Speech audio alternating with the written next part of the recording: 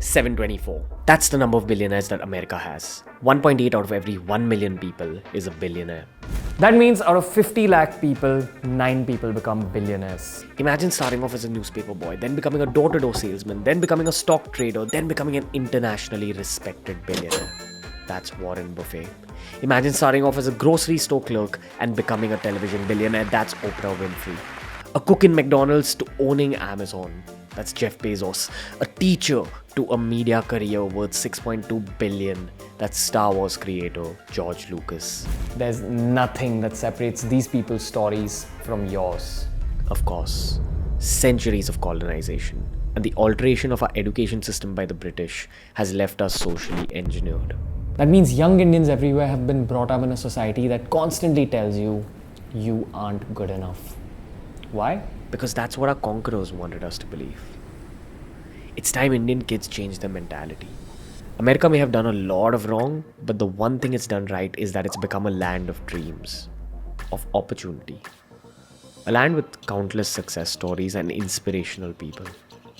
If you scan all American success stories, it boils down to just a few points. These are the 4 most important things you've got to learn if you dream of becoming a billionaire. Bro, everyone can't be a billionaire here. Actually, I think everyone can if they put their heart to it. These are 4 mindset shifts that we can learn directly from the USA. Rule 1. Think big. Fucking big. Go watch this movie. It's about the guy who built McDonald's, not the guys who founded it. That's Richard and Maurice McDonald. It's about the guy who helped it scale. The founder is about Ray Kroc, who didn't really found McDonald's, but who went to the 2 founders and urged them to think of scale. Ray Kroc was 52 years old and he hadn't found great success in life, but when he discovered the work of the McDonald brothers, he saw potential to scale. And that's the first lesson of any business. If you truly have something that people want to buy, then think of how far you can take it. Most Indian businesses usually think of selling only within the country. But why not the world? Nike sells to the world, Apple sells to the world, McDonald's sells to the world. Have a very, very large vision. Businesses are built in the mind before they're built in the real world. So whatever you're trying to build, make sure it adds value to people's lives. Make sure it makes their lives easier, or make sure it makes it more enhanced. Then ask yourself how you can scale. Ray Kroc expanded from 1 McDonald's outlet that he opened in Illinois to 7,500 outlets in the USA and 31 outside the US at the time of his death. Today, McDonald's has close to 39,000 outlets all over the world. Rule 1, think fucking big. Rule 2, learn how to sell that big. Rule number 2, sales and marketing. I'm loving it. Just do it. Because you're worth it. I've traveled extensively in America and the products that you get there are fantastic, but they aren't as good as the ads show you. Between Adidas, Nike and Puma, most of us would choose Nike. Because we believe in what the brand has made us believe since our childhoods. Nike doesn't sell shoes or clothes. They sell an ideology. This Nike ad was one of my favorites growing up. It's shot using the perspective of a player in a match. Playing versus Ronaldo, playing against Manchester United, repping his country and living the dream. Nike's marketing strategy, no matter what the ad is about, it's always the same concept. It's always about making you feel like you're the athlete, making you feel like you're within the ad. It's a powerful marketing strategy that's now embedded in all our heads. When Nike markets themselves, they'll never say, "Hey, we have great shoes, bro." They'll say, be great. They'll inspire you to feel something. They'll make you love them. Then they'll make you buy them. That's good marketing. When you market well like Nike or McDonald's do, your sales game is automatically off to a great start. For the rest of the sales game, you need sales skills. What are sales skills? This is a topic that could go on forever, but if I had to boil it down to 3 points, they'd be the following. First, create insecurity, like Apple does.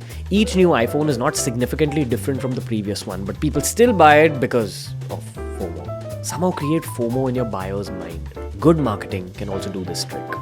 Second, give the buyer options. In India, we buy sneakers from Nike stores or Adidas stores.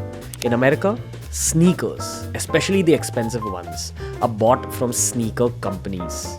These sneaker companies hold sneakers of all brands. They're giving their consumer options. They're giving their consumer a choice between Nike, Adidas and Puma sneakers. Choices make the buyer feel important. and therefore more likely to spend. A lot of American businesses were marketed through door-to-door salesmen, and years of experience of these door-to-door salesmen resulted in this psychological trick. Number 3, trust yourself. A nervous salesman is a bad salesman, and nervousness is not a part of American culture. Confidence is. Fortunately for them, they didn't grow up in a socially engineered society. They're not shy like most of us, or most Asians in general. Americans communicate, and that's why they're confident while talking to strangers. Confidence is the basis of sales, and confidence is something you can constantly work on. If you truly wish to work on your confidence, remember that it's also an outcome of studying. Rule number 3, study the important stuff. 53% of Americans own some stock in the American stock exchange. Compare that to India's 4% in the Indian stock exchange. The average American is more likely to have a powerful personal finance game as compared to the average Indian. But India has the potential to have one eventually. With the COVID-19 pandemic, personal finance content is taking off on the Indian internet. More people than ever are expected to be a part of the Indian stock market going forward. And remember, it isn't risky. If you believe that it is, it's an outcome of the social engineering that's affecting you.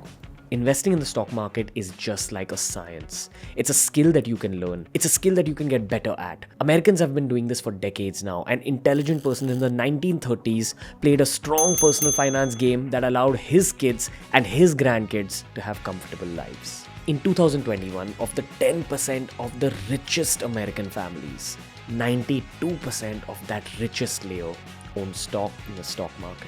If not for yourself, knowing how the stock market works will be very beneficial for your family. But this isn't a stock market 101 video. We'll make one of those eventually. This video is about America. Let's talk about some cool American companies that benefited from the American stock market. Tesla, Apple, Boeing. All these companies are listed in the American stock market. Some of these, like Apple and Tesla, truth be told, everyone knows they're going to be growing constantly over time for a very long time. There's a lot of money waiting to be made in the American stock market. But how do you make money of them while sitting in India? My solution is INDmoney. I already have an INDmoney account, so if I want to buy the stocks of Google, I'll just check how it's performing and boom, bought it. It'll take you just 2 minutes to set up the US stock account, and the US account is managed by Drive Wealth. It's all integrated into the app. Side note, you can invest as little as 1 cent, that's lesser than 1 rupee, to begin investing in the American stock market using INDmoney. If you're worried about data theft and safety, don't worry. INDmoney is monitored by SEBI. It's 2021, and once you've learned the basics of the stock market, the next step is to expand your earning horizons by applying your learnings abroad. It's about time that India begins a powerful personal finance game. There's a lot of money to be earned beyond mutual funds and fixed deposits. But the money is earned by the learners and the brave. Don't let the US market scare you. Which brings me to rule number 4. Rule 4. A risk-taking, fearless mindset history. Ever wondered why some of your relatives always discouraged you from taking risks? From becoming an actor, a cricketer, an entrepreneur. The fault lies in our history. But to understand our history, first understand American history. Who are the modern day Americans? They're all immigrants. 500 years ago, immigration began. First by the Vikings, then by Europeans from almost every European country. Then in the last 100 years by Asians, Africans, Latinos, Caribbean people, South American people, Polynesians, and of course, Indians. What's common about all these folks who shifted to the USA? They were all risk takers. Imagine saying goodbye to a stable life in the country of your birth. A life full of comfort. Every American has had an ancestor who at some point decided to risk it all and began a new journey by backing themselves and backing their abilities. Let's compare this to the average Indian mindset. Now, of course we can't generalize, but on an average, most uncles and aunties always discourage Indian kids from chasing their dreams. Just remember that the next time an uncle or auntie discourages you from chasing your dreams, what they're truly saying is, I wouldn't have been able to do this, so how do you think you're going to be able to do it? these uncles and aunties who ever discouraged you from thinking that big. Firstly, forgive them. Most of them were born between 1947 and 1990, an era in Indian history where our socially engineered education system taught us to think small, taught us to think in a limited manner. After the Indian economy opened up in 1990, we were exposed to a lot of American and international culture through our televisions, through the products we used, through the advertising we saw, through the sports we watched, and especially because of those few Indian risk takers who taught us to think big by leading the way, starting from the 1990s. A reflection of this evolution was seen in the Indian cricket team that evolved from a fearful team in the early 90s to the fearless team that we know now. It happened gradually, and it's also a cultural reflection of the evolution of India over this time period. Big thinking begins by taking risks. You can't always play it safe, especially if you want to make it big in life. So be brave when someone discourages you and back yourself when people doubt you. America had the advantage of having a culture that celebrated entrepreneurs, risk takers, big thinkers. In India, we don't really have that kind of culture, but it's changing. But India's also got its positives that we can use to our advantage. A massive young population, a huge middle class which is rapidly becoming richer and therefore having access to more spendable income, a huge rural population that's waking up to the content that the rest of the world has been consuming for years. India is rapidly catching up with the rest of the world. There's more business opportunity here than anywhere else in the world. And the people who will be able to sell the products to the Indians are the people who understand them the best, the Indians. When foreigners are trying to build businesses in the country, this is the issue that they face, that they don't understand the masses as well as we do.